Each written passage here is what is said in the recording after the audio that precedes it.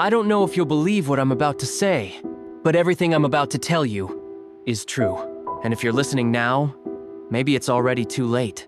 A few months ago, I moved into an old apartment in Patricia. It was cheap, too cheap. The kind of place you take because you're desperate, not because you want it. The first time I stepped inside, I noticed the smell immediately.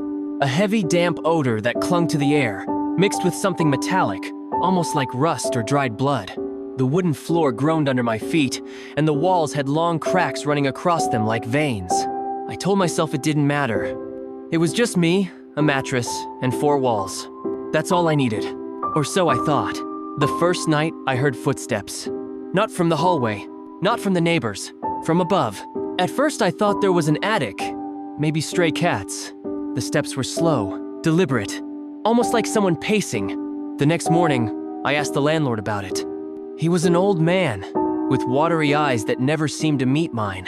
When I mentioned the noises upstairs, his expression tightened instantly. He whispered, "There's nothing above you, only the roof. You must not go up there." Then he walked away without another word. That should have been my warning, but I stayed. Night after night, the sounds returned.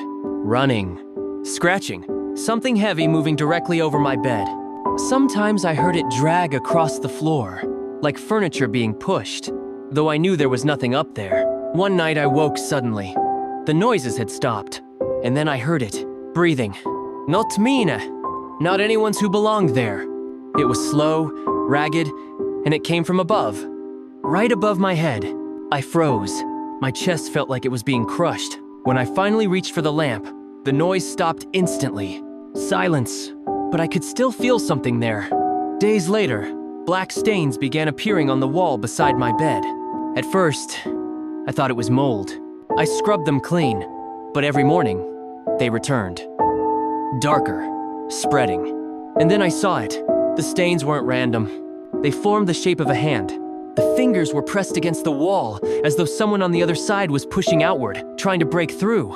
That night, I couldn't sleep. I stared at the wall until my eyes burned.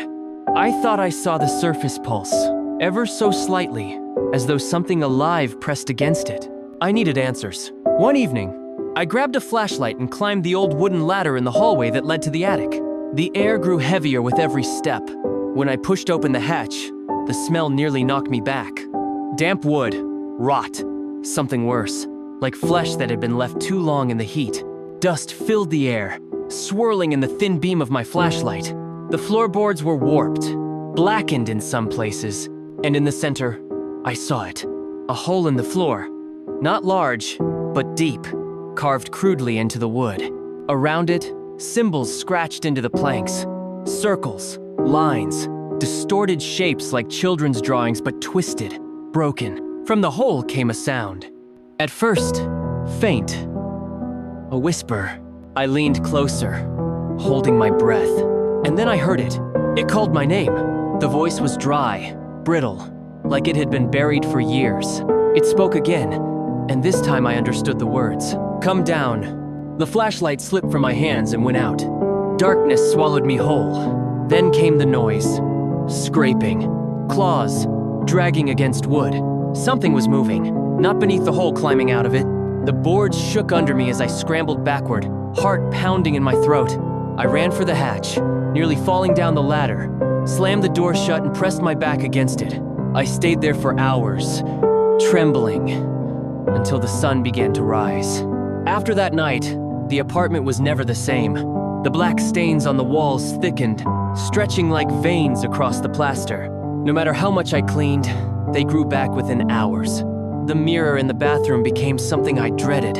Every time I looked into it, I caught a glimpse just for a second of a face behind me. Pale, skin stretched too thin, empty sockets where eyes should have been. By the time I turned, nothing was there.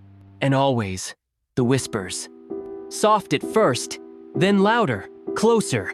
It repeated my name endlessly, as if testing how it sounded on its tongue. I decided I couldn't take it anymore. I had to leave. I pulled out my suitcase, began packing, but when I opened my closet, I froze. All my clothes were gone. They were scattered across the floor, torn into shreds. The fabric was damp, smeared with that same black substance from the walls. And above my bed, written in long, dripping letters, were 3 words. Don't leave yet. From that moment, every night became a nightmare. The footsteps above my ceiling never stopped, but they no longer stayed there. I heard them in the walls, scraping, dragging, crawling closer. Sometimes at night, I felt the bed shift, as if someone had sat on the edge while I pretended to sleep. One night, I woke to find a crack running down the wall beside me. Through it seeped a faint sound. Breathing. Wet, heavy, almost inside my ear. I tried to tell myself it wasn't real. I called friends, but the line always cut off when I mentioned the apartment. I looked for the landlord, but he was gone. His door was locked. The lights never turned on again. No one in the building seemed to notice the noises. No one seemed to care. I realized then, maybe I had been chosen. Tonight, I write this because I don't think I'll see another morning. The scratches on the wall are louder than ever. The cracks are spreading, plaster falling to the floor. I can hear it breathing on the other side. The voice no longer whispers. It speaks clearly now, low and hungry. I'm here, let me in. If you never hear from me again, do not go to that house in Patricia, because something waits there. It watches, it chooses, and once it chooses you, it never lets you leave.